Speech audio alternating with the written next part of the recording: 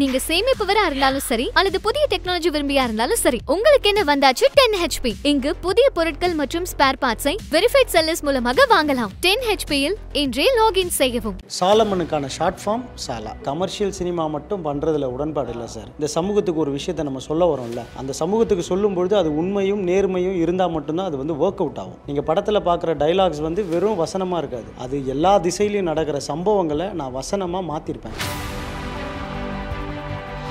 மொழி படங்கள்னாலும் கண்டென்ட் நல்லா இருக்குன்னா அதை ரிசீவ் பண்ணுறதுக்கு ஒரு லாங்குவேஜ் பேரியர் கிடையாது. வந்தாரை வாழ வைக்கும் தமிழ்நாடு மாதிரி வந்தாரை வாழ வைக்கும் தமிழ் சினிமா ஆடியன்ஸ் ஆகிட்டாங்க. இங்கே என்ன செல்லாம் இங்கே என்ன ஓடும் தான் ரொம்ப முக்கியமான ஒரு விஷயம். ஸோ ஒரு படம் எடுக்கும்போது ஒரு ரெஸ்பான்சிபிளான ஒரு படமாகவும் இருக்கணும், அதே மாதிரி வந்து ஒரு வியாபார ரீதியான ஒரு படமாகவும் இருக்கணும். ஸோ ரெண்டுமே நம்ம யோசிக்க வேண்டியதாக இருக்குது.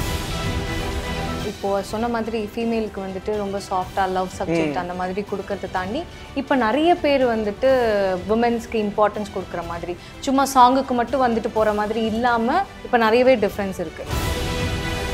உங்களை இன்டர்வியூ எடுத்த இதை நான் கேட்காம இருக்க முடியாது. ஆப்வியஸ்லி ஃப்ரெண்ட் விஜய் சார், இந்த கான்ட்ரவர்சியெல்லாம் வரும்போது அதுக்கெல்லாம் என்ன ரியாக்ட் பண்ணுவார் உங்கள்கிட்டலாம்? அவர் ரியாக்டே பண்ண மாட்டாருங்க. என்னன்னா அவர் உண்டு, அவரோட வேலை உண்டு.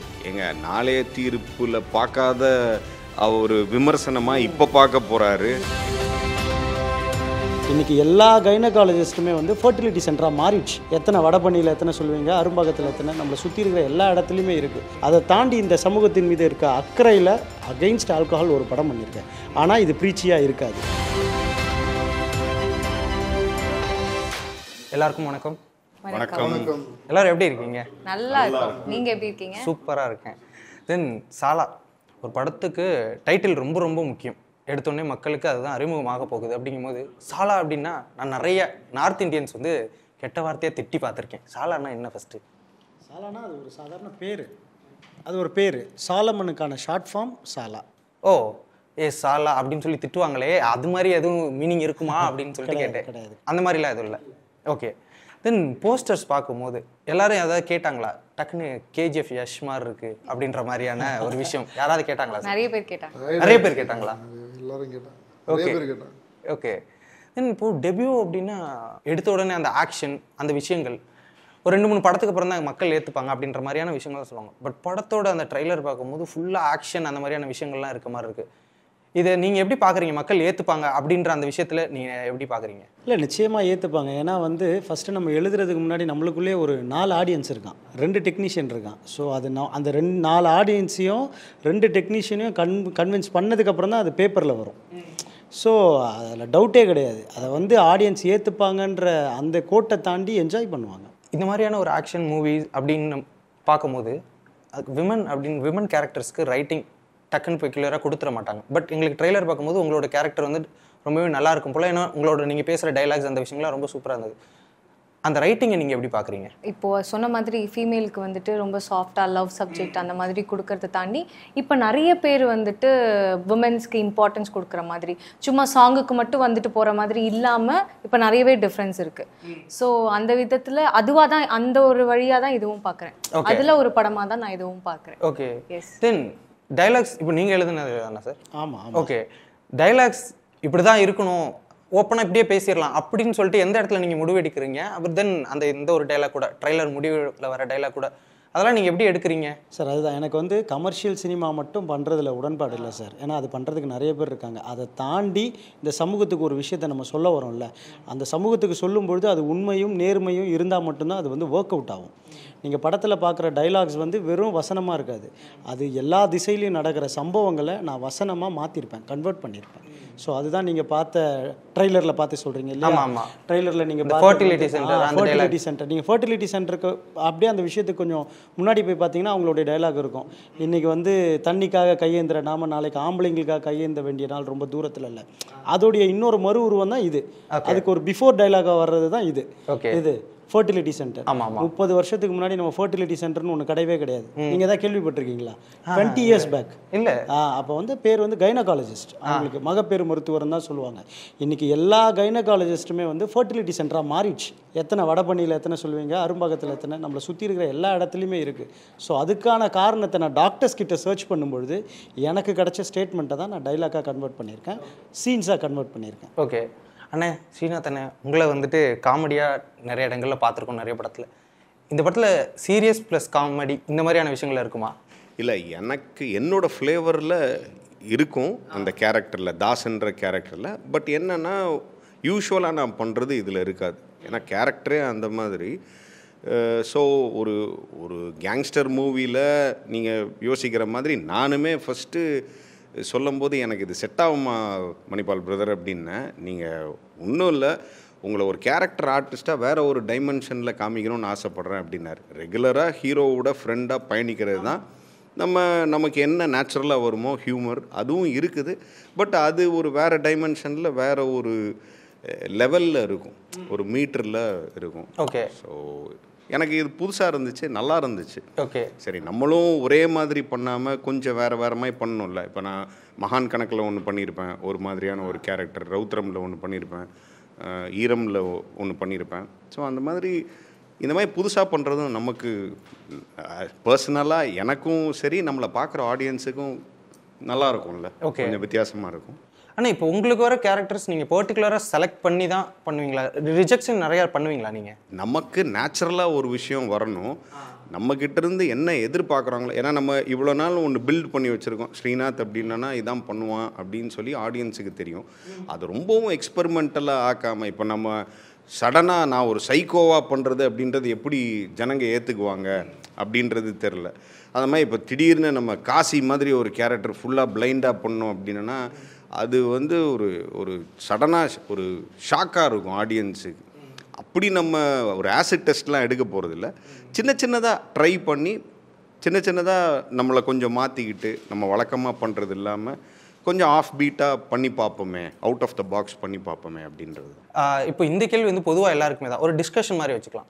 இப்போ ஆடியன்ஸ் வந்துட்டு ஒரு தேட்டருக்கு வரணும் அப்படின்னா என்னெல்லாம் எதிர்பார்க்குறாங்கன்னு உங்களோட புரிதல் நீங்கள் என்னென்னலாம் வச்சுருக்கீங்க அப்படின்னு சொல்லிட்டு நான் தெரிஞ்சுக்கணும்னு நினைக்கிறேன். ஆடியன்ஸ் வர வைக்கிறதுக்கு என்னெல்லாம் பண்ணலாம் நீங்கள் நினைக்கிறீங்க? முதல்ல கண்டென்ட் கரெக்டாக இருக்கணும். கதை ரொம்ப ரொம்ப முக்கியமான ஒரு விஷயம். வந்து foundation of film cinema is the story, the crux of the story. இன்றைக்கி வந்து சின்ன படங்கள் பெரும்பாலும் ரொம்ப நல்லபடியாக போயிட்டுருக்கு. நான் சொல்லணும்னு தேவையில்லை, நிறையா இருக்குது. மலையாள படத்துலேருந்தே எடுத்துக்கோங்களேன், பெரிய படங்களோட சின்ன படங்கள், நல்லா ஓடுற படங்கள் எல்லாமே நல்ல கதைகள், புதுசான கதைகள். மக்கள் வந்து அதுதான் விரும்புகிறாங்க. ஸோ அது வந்து நாங்கள் ரொம்ப கிளியராக இருக்கோம். அந்த கண்டென்ட் வந்து ரொம்ப ரொம்ப முக்கியமான ஒரு விஷயம். ஓகே. இல்லை, அவர் சொன்ன மாதிரி இப்போ தமிழ் படங்களை விட வேறு மொழி படங்கள், இப்போது மஞ்சுமல் பாய்ஸாக இருக்கட்டும், ஆவேசமாக இருக்கட்டும், இதெல்லாம் நல்லா ஓடுறதுக்கு, ஒரு கேஜிஎஃபாக இருக்கட்டும், இதெல்லாம் கண்டென்ட் வைஸ் நல்லா இருக்குது. ஒரு இங்கே பார்த்தீங்கன்னா காந்தாரா நல்லா ஓடுது. அப்போ என்ன அப்படின்னா, மற்ற மொழி படங்கள்னாலும் கண்டென்ட் நல்லா இருக்குன்னா அதை ரிசீவ் பண்ணுறதுக்கு ஒரு லாங்குவேஜ் பேரியர் கிடையாது. வந்தாரை வாழ வைக்கும் தமிழ்நாடு மாதிரி வந்தாரை வாழ வைக்கும் தமிழ் சினிமா ஆடியன்ஸ் ஆகிட்டாங்க.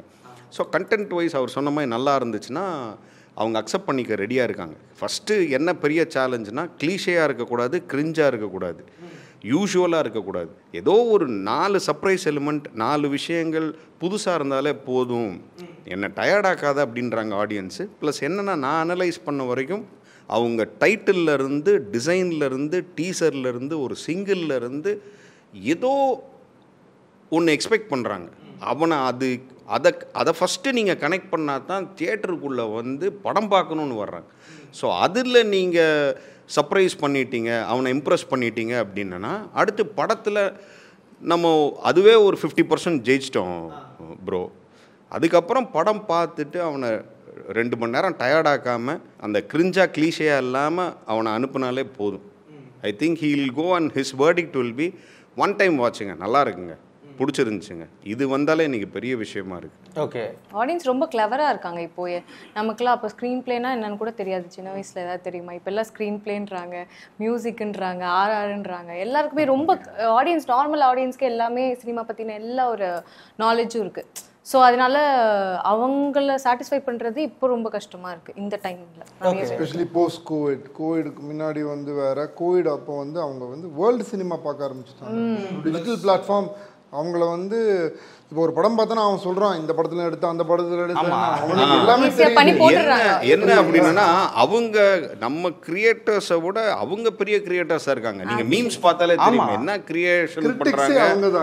அவங்கள்ட்ட இன்ஃபர்மேஷன் இருக்குது. இன்னைக்கு அந்த இன்ஃபர்மேஷனை கனெக்ட் பண்ணி இது நீ அதுல இருந்து அடிச்சிருக்கியா, இதுல இருந்து வச்சிருக்கியா, உனக்கு வைக்கிறேன் பாரு அப்படின்னு சொல்லி நம்ம அதை அனலைஸ் பண்ணுறதுக்கு முன்னாடி அவங்க அவ்வளோ ஸ்பீடாக இருக்காங்க. அப்போ நம்ம எவ்வளோ ஸ்பீடாக இருக்கணும். இப்போ ஒவ்வொருத்தருட்டையுமே ஒரு ஸ்டைல் இருக்கும், அது ஒரு விஷயங்களை எதிர்பார்ப்போம்ல. இப்போ நான் இந்த படத்தோட டேரக்டர் பிரபு சாலமன் சாரோட assistant. Prabhu Solomon sir feel good movies எடுத்துகிட்டு இருப்பார். இப்போ அவர்கிட்ட இருந்து நீங்கள் வரீங்க, அப்படி கம்ப்ளீட் கான்ட்ராஸ்ட்டாக இப்படி ஒரு படம் எடுக்கிறீங்க. அவர் என்ன சொன்னார், தென் உங்களுக்கு ஏன் இந்த ஐடியா, முதல் படம் இதுதான் இருக்கணும் அப்படின்னு சொல்லிட்டு நீங்கள் எப்படி டிசைட் பண்ணீங்க? அதுதான் நான் ஏற்கனவே சொன்னேன் இல்லையா, அது பிரபு சாலமன் சார் வந்து ஃபீல் குட் மூவி தான் பண்ணுவார். அதை தாண்டி அவர் அந்த ஜோன் அவர் கம்ஃபர்ட்டாக இருக்குது. நீங்கள் அவரை தூக்கிட்டு வந்து ஒரு ரூம்குள்ளே வச்சுட்டு கேமரா கொடுத்தீங்கன்னா அவர் உடச்சி தள்ளிட்டு வெளியே போயிடுவார். ஷூட் பண்ணுறாரோ இல்லையோ உடச்சி தள்ளிட்டு வெளியே போயிடுவார். ஏன்னா அவர் போய் வெளியே பார்த்தாருன்னா ஒரு கிலோமீட்டர் தூரத்துக்கு ஊர் தெரியணும். லேண்ட்ஸ்கேப்பான ஒரு இடத்துல மட்டும்தான் அவரால் ஒர்க் பண்ண முடியும். போட்ரைட்டாக தூக்கிட்டு வந்து ஒரு சந்துக்குள்ளே போட்டிங்கன்னா ஒரு மாதிரி ஆகிடுவார். ஸோ என்னென்னா அதுதான் அது அங்கேருந்து வந்த ஸ்கூல்லேருந்து வரும்போது எனக்கு அதுதான் தோணுச்சு. என்னென்னா சின்ன சப்ஜெக்டாக ஒன்று எடுத்து பண்ணவே கூடாது. இந்த லவ்வு, அதுக்கப்புறம் த்ரில்லரு, அதுக்கப்புறம் வந்து கண்டினியூஸாக பொண்ணுங்களை கொண்டுகிட்டே இருப்பானுங்களே சைக்கோ த்ரில்லரு, எனக்கு இதிலெல்லாம் உடன்பாடே. அது எப்படி சொல்கிறாரு கண்டினியூஸாக பொண்ணுங்களெல்லாம்? ஆமாம். ஸோ அதை தாண்டி நம்ம இந்த சமூகத்தில் நம்ம இருக்கோம், சினிமா பண்ணுறோம், அது இந்த சமூகத்துக்கு தேவையான ஒரு விஷயத்தையும் கொடுக்கணும்னு எனக்கு தோணுச்சு. ஸோ கமர்ஷியலாக இல்லாமல் எனக்கு நான் பிறந்து வளர்ந்ததெல்லாம் சென்னை பிரதர், நான் பார்த்து வளர்ந்தது எல்லாமே. அதனால் எனக்கு நார்த் மெட்ராஸ் வந்து ரொம்ப பிடிக்கும். ஆக்சுவலாக நீங்கள் வந்து நம்ம தமிழ்நாட்டிலேயே அழகான இடம் எதுன்னு பார்த்தீங்கன்னா நான் நார்த் மெட்ராஸ் தான் சொல்லுவேன். பல நேரங்களில் வந்து ஒரு மாதிரி சோர்ந்து இருக்கும் போதெல்லாம் அங்கே தான் போய் உட்காருவேன். அங்கே இருக்க மனிதர்களுடைய வாழ்வியல் எனக்கு ரொம்ப ரொம்ப பிடிக்கும். ஸோ அதனால் நார்த் மெட்ராஸ் பேக்ரவுண்டு வச்சுருக்கேன். அதை தாண்டி இந்த சமூகத்தின் மீது இருக்க அக்கறையில் அகெயின்ஸ்ட் ஆல்கஹால் ஒரு படம் பண்ணியிருக்கேன். ஆனால் இது ப்ரீச்சியாக இருக்காது. நான் அதுதான் again I'm trying to say, இது வந்து ப்ரீச்சியான படம் கிடையாது. ஏன்னா எனக்கு தெரியும் ஜோக்கர் ஒரு தரமான படம், அது ப்ரீச்சியாக இருக்கிறதுனால மட்டுமே வந்து வியாபார ரீதியாக பெருசாக போகலன்னு நான் நினைக்கிறேன். எனக்கு தெரியல, அப்படி நான் பார்த்துருக்கேன். ஆனால் இதே நீங்கள் வந்து ஜோக்கரை ஒரு சுப்பிரமணியபுரம் ஸ்டைலில் சொன்னீங்கன்னா எப்படி இருக்கும்? கண்டிப்பாக வேறு லெவலில் இருக்கும். ஸோ நம்ம சொல்ல வர கண்டென்ட்டும் கன்வே ஆகணும், அட் த சேம் டைம் ப்ரொடியூசரும் தோக்கக்கூடாது. அதை தான் நான் வந்து இதில் எக்ஸ்பிரிமெண்ட்டாக பண்ணியிருக்கேன். ஸோ இந்த படத்துடைய கதையாக பார்த்தீங்க அப்படின்னா ஒரு பார், பிரபலமான சென்னையில் இருக்கிற ஒரு நார்த் மெட்ராஸில் இருக்க ஒரு பிரபலமான பார். அந்த பாரை ஏலத்தில் எடுக்கணுன்றதுக்காக 2 கேங்கு போட்டி போடுறாங்க, ரெடியாக இருக்காங்க, கொலை பண்ணிக்கிறது கூட ரெடியாக இருக்காங்க. ஸோ மூணாவதாக ஒரு ஆள் உங்கள் 2 பேருக்குமே கிடைக்கூடாதா மூடிடணும்னு சொல்லி பாரை இழுத்து முன்னுன்னு போராடுற ஒரு லேடி டீச்சர். ஸோ இவங்க 3 பேருக்கு நடக்கிற ட்ரையாங்கிள் பிளே தான் இந்த படம். ஓகே, அதுதான் இந்த சாலா. ஓகே, தென் இப்போ நீங்கள் சொல்லும் போது இது ஒரு ட்ரையாங்கிள் பிளே அப்படின்னா 2 கேங்கு, ஒரு லேடி டீச்சர். அந்த லேடி டீச்சர் இவங்க தானே நினைக்கிறேன், நீங்க தானமா? அவங்க தானே? ஆமா ஆமா அவங்க தான். லேடி தானே? ட்ரைலர் இல்ல ட்ரைலர் பார்த்தேன். இல்ல வேற யார் இருக்காங்க போடலங்க, நிஜமாவே லேடி. இல்ல நானா அந்த லேடி டீச்சர் பண்ணுவேன். அப்படி கலரா இருக்கனால லேடி டீச்சர் ஒரு முக்கியமான கதாபாத்திரம். நீங்க ஓகே இதுக்கு வந்து ப்ராமிசிங் யாராவது போடணும் அப்படின்னு சொல்லிட்டு நீங்க டெபியூவா ஒருத்தவங்களை எடுத்துட்டு வந்து போடுறதுக்கான அந்த நம்பிக்கை இவங்க எப்படி? ஹீரோ சொல்கிறீங்களா ஹீரோயின் சொல்கிறீங்க? ஹீரோயின். அதாவது என்னென்னா நாங்கள் நிறைய பேர் பார்த்தோம், ப்ரொடக்ஷனில் ரெஃபர் பண்ணாங்க. என்ன எதுக்காகனா பிஸ்னஸ்க்காக ப்ரொடக்ஷனில் ரெஃபர் பண்ணாங்க. பட் ஆனால் வந்து என்னென்னா டு பி ஃப்ராங்க், அவங்களுக்கு வந்து என்னென்னா ஒரு ஹீரோயின் உள்ளே எடுத்துகிட்டு வரும்போது ஹீரோ யார் அப்படின்னு பார்ப்பாங்க. அவங்க வந்து அவங்கள விட பெரிய ஆளாக இருக்கணும். உதாரணத்துக்கு வந்து தனுஷ் சாராக இருக்கணும். நீங்கள் ஒரு மிட் ஆர்டரை கூட்டு வந்தீங்கனாலே தனுஷ் சாராக இருக்கணும், இல்லை சூப்பர் ஸ்டாராக இருக்கணும். அப்படி இருந்தால் மட்டும்தான் அவங்க நடிக்கிறாங்க. நியூ ஃபேஸு கூட வந்து நடிக்கிறதுக்கு யாருக்கும் பெருசாக விருப்பம் இல்லை. பட் ஆனால் அவங்களும் ஒரு காலத்தில் நியூ ஃபேஸாக இருந்தாங்கன்றதை மறந்துடுறாங்க. ஸோ கண்டென்ட்டை கேரி பண்ணுற ஆர்டிஸ்ட் வந்து இன்றைக்கி ரொம்ப ரொம்ப கம்மி. எனக்கு வந்து இன்னொன்று வந்து நான் பிரபுசாலம் சார்கிட்ட ஒர்க் பண்ணதுனால எனக்கு ஆர்டிஸ்டெல்லாம் தேவையே படல. ஒரு வேளை நான் விருப்பப்பட்டு இருந்தால் நான் ஒத்த காலில் நின்று வாங்கியிருக்கலாம். யாருக்கு? ஒரு ஹீரோயினுக்கு ஃப்ரேம் வைக்கணும்னு எனக்கு தேவையில்லை. நான் ஃப்ரேம் வச்சு அவங்களை ஹீரோவை நான் மாற்றணும் அப்படின்றது நான் நினச்சேன். அட் த சேம் டைம் ஒரு ஆர்டிஸ்ட்டை நான் போட்டிருந்தாலும் இந்த அவுட்புட் வந்திருக்குமான்னு கேட்டிங்கன்னா எனக்கு தெரியாது. பட் ஆனால் ரேஷ்மா அப்படி கிடையாது, அவ்வளோ ப்ரிப்பேர்டாக வருவாங்க. நாளைக்கு இதுதான் நான் பண்ண போகிறேன் அப்படின்னா அவங்களுக்கு தெரிஞ்சிடும் இந்த சீன் தான் நான் பண்ண போகிறேன்றதை நான் கன்வே பண்ணிடுவேன். ஸோ ப்ரிப்பேர்டாக வருவாங்க. வந்தாங்க அப்படின்னா நான் மாடுலேஷன் சொல்லுவேன், மூடு சொல்லுவேன், அவ்வளோதான். அதை அப்படியே கேரி பண்ணிவிட்டு நான் கட்டு சொல்லலான்னு போவேன், அவங்க பேசிக்கிட்டே இருப்பாங்க. அப்படியே கேமராமேன் கிட்ட கட் பண்ணாதீங்க போட்டுன்னு சொல்கிறேன். பல நேரங்கள் அது நடந்திருக்கு. அது ஹீரோயின் கிட்ட நடக்காது. பீப்பிள் மீடியா ஃபேக்ட்ரி இப்படின்ற ஒரு விஷயம் நான் டோலிவுட்டில் பார்த்துருக்கேன். நிறைய பெரிய பெரிய படங்கள் பண்ணிகிட்டு இருக்காங்க. தமிழில் வந்துட்டு ஓகே இப்படி ஒரு படம் பண்ணலாம் அப்படின்னு சொல்லிட்டு எப்படி டிசைட் பண்ணுறாங்க? தென் அதுக்கான அந்த மூல காரணம் ஸ்டார்டிங் எங்கே ஆரம்பிச்சது? மூல காரணம் நான் தான் கிரியேட்டிவ் ப்ரொடியூசர் ஃபேக்ட்ரிக்கு. ஒரு கண்டென்ட் சூஸ் பண்ணும்போது ரொம்ப கேர்ஃபுல்லாக கதைகள் கேட்டு ஃபைனல் பண்ணி அந்த கதைகள் எடுத்துகிட்டு போய் ப்ரொடியூசர்கிட்ட அனுப்பி அவருக்கு வந்து எக்ஸ்பிளைன் பண்ணி இந்த படத்தை எடுத்தானா இப்படி ஒரு out. Because the audience is completely different. ஒரு தெலுங்கு ஆடியன்ஸுக்கு வந்து தமிழ் படங்கள் பிடிக்காது, தமிழ் ஆடியன்ஸுக்கு பெருசாக தெலுங்கு படங்கள் பிடிக்காது. For example the commercial aspect of cinema நான் சொல்கிறது, தெலுங்கு படத்தை பார்த்தீங்கன்னா எல்லாம் லார்ஜர் தென் லைஃபாக இருக்கும், புரியுதுங்களா? இங்கே வந்து அப்படி இருக்காது. இங்கே கண்டென்ட் ட்ரிவனாக மக்களுக்கு ரொம்ப பிடிக்கும், கரெக்டாக? ஸோ அதனால் நம்ம ரொம்ப சூஸியாக இருக்கணும். இங்கே என்ன செல்லாமல் இங்கே என்ன ஓடும் தான் ரொம்ப முக்கியமான ஒரு விஷயம். ஸோ ஒரு படம் எடுக்கும்போது ரெஸ்பான்சிபிளான ஒரு படமாகவும் இருக்கணும், அதே மாதிரி வந்து ஒரு வியாபார ரீதியான ஒரு படமாகவும் இருக்கணும். ஸோ ரெண்டுமே நம்ம யோசிக்க வேண்டியதாக இருக்குது. ஸோ முதல் படம் அப்படி தான் விட்னஸ்னு ஒரு படம் நம்ம பண்ணோம். அது வந்து துப்பறிவு பணிவாளர்கள், உங்களுக்கு தெரியும், அது ரொம்ப சீரியஸான ஒரு கதை தான். ஸோ அது படமாக பண்ணோம். அப்புறம் வந்து ஒரு கமர்ஷியல் காமெடியான ஒரு படம் வடக்குப்பட்டி ராமசாமி பண்ணோம். ஆமாம். அதுக்கப்புறம் திருப்பியும் வந்து ஒரு பக்கா கமர்ஷியல் ஆக்ஷன் ஜோனில் இருக்க படம், பட் ஆனால் அதுலேயும் ஒரு சீரியஸான ஒரு மெசேஜ் இருக்குது, அந்த மாதிரி ஒரு ஜோன். ரெண்டுமே மிக்ஸ் பண்ணி ஒரு படம். ஸோ பேசிக்லி ஒரு ரெஸ்பான்சிபிலிட்டி இருக்குது. நான் ஒரு படம் சூஸ் பண்ணும்போது நான் யோசிப்பேன், இந்த படம் பண்ணும்போது நம்மளுக்கு மக்கள்கிட்ட போய் சேரும்போது ஒரு நல்ல பேர் வாங்கணும், ஒரு நல்ல ப்ரொடக்ஷன் ஹவுஸு நல்ல படங்கள் பண்ணுறாங்க அப்படின்னு ஒரு பேர் வாங்கணும். அது ரொம்ப முக்கியமாக நான் யோசிப்பேன்.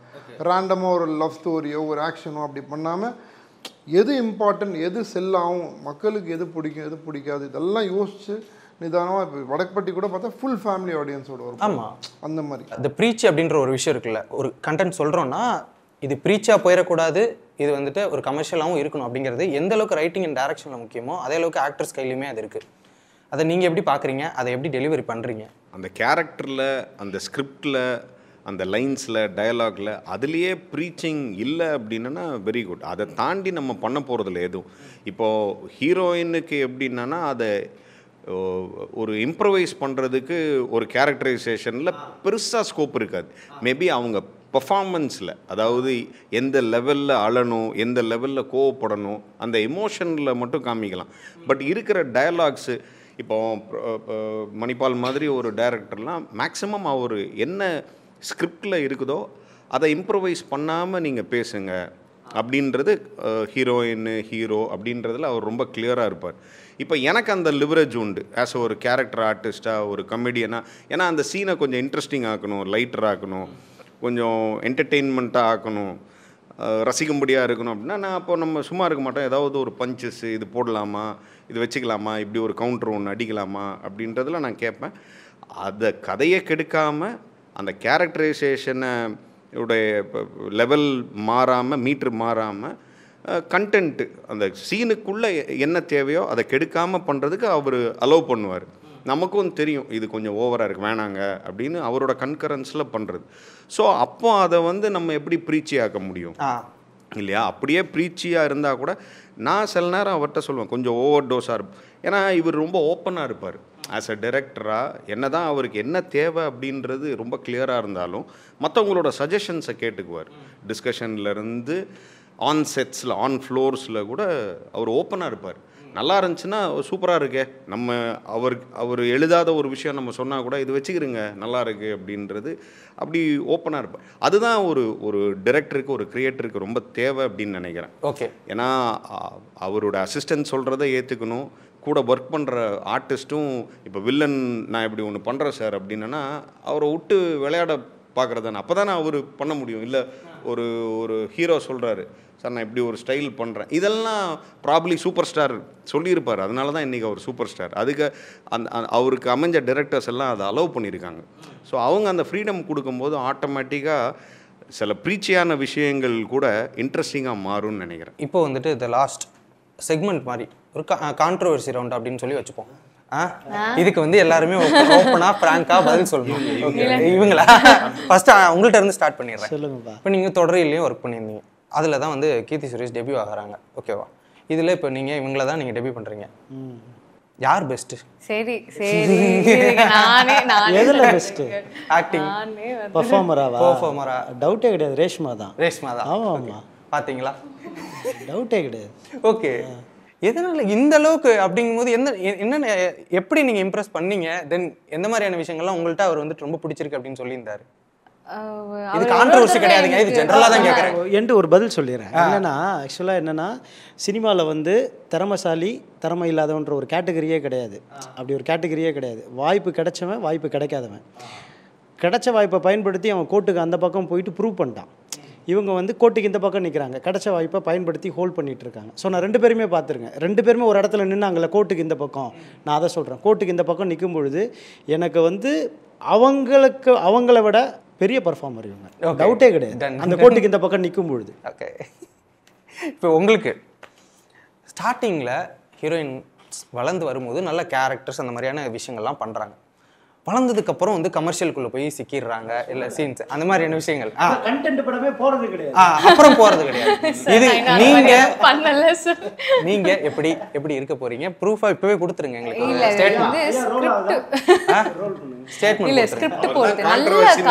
எனக்கு தெரிஞ்சு இது மட்டும் தான் ரோல் ஆயிட்டு இருக்கு.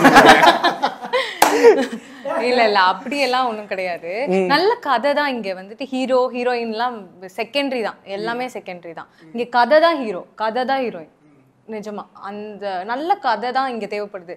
கதை தான் கம்மியா இருக்கு. அதனால நல்ல ஒரு 5 வருஷத்துக்கு அப்புறம் இவங்களை நான் இன்டர்வியூ எடுப்பேன். நான் கண்டிப்பா அப்பயும் இதே மாதிரி தான் பேசுவேன். அப்பவும் கான்ட்ரோவர்சி வேணும். Okay done. சார் யார் சார் பெஸ்ட்? தெலுங்கு ஆடியன்ஸா, தமிழ் ஆடியன்ஸா? கண்டிப்பா ஆடியன்ஸ் பெஸ்ட். 2 சைடும் பெஸ்ட். அவங்க சைடுல வந்து அவங்க பாக்குற படங்கள் அவங்களுக்கு பிடிக்குது, அவங்க பெஸ்ட். நம்ம சைடுல நம்ம பாக்குற படங்கள் நம்மளுக்கு பிடிக்குது, நம்ம பெஸ்ட்.